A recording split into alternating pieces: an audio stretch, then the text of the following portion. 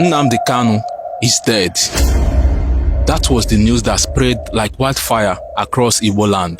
There is nothing anybody can do. If I'm alive, if I'm dead, if I'm wherever I may be, Biafra will come. If I'm dead, it's even better because it will come far more quicker.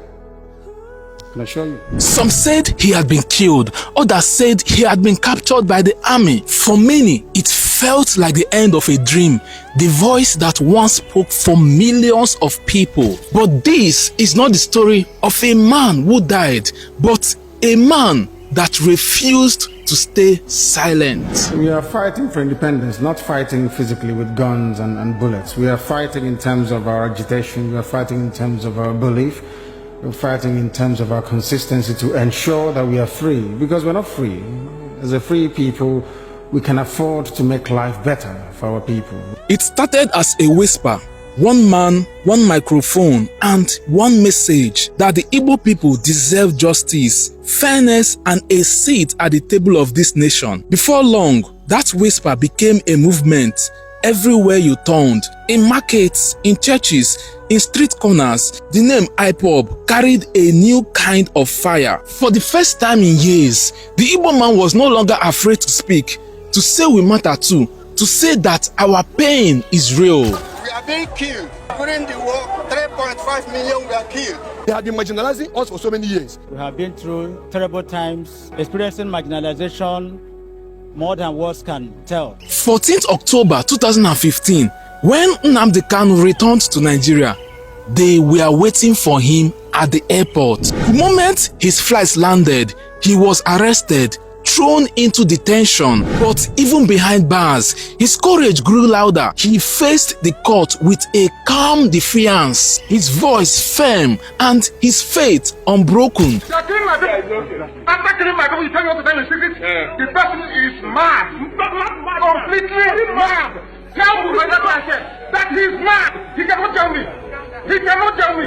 When they finally granted him bail, the conditions were almost impossible. He was told not to speak, not to gather, not to lead. They wanted to break his spirit. But one thing they didn't understand, this man is a man driven by something deeper than fear. After his release, he went on with the gospel. He preached, he gathered, he led people. But then came the Operation Python Dance. A name that will forever be remembered with pain in the southeast. The army invaded peaceful towns under the claim of restoring order. What followed was horror. Homes were burnt. Young men were unalived.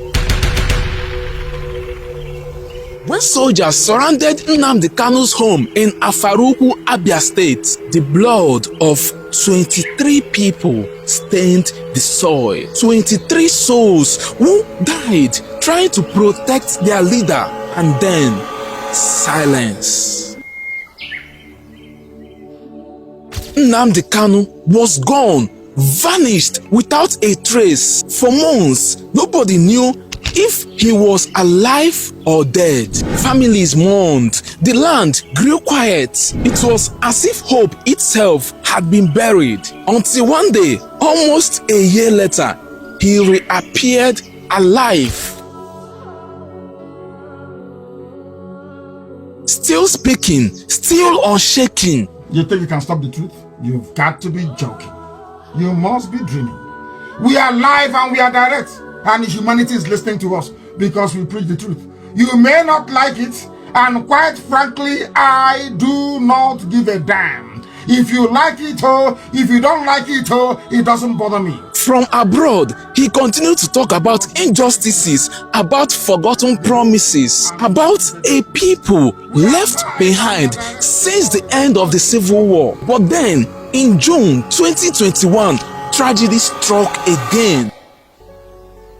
He was abducted in Kenya in broad daylight and flown back to Nigeria in what many called an illegal operation. Kidnap, no court order, no fair process, just force. Since then, he has been locked up year after year, hearing after hearing, yet justice remained out of reach. Of Nigeria, chairman of board of benchers, an old man like this doesn't know the law. You don't know the law.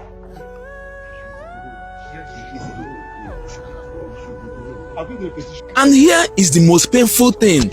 In the middle of all this, he lost the two people who loved him the most, his father and his mother. They both died waiting for their son to come home.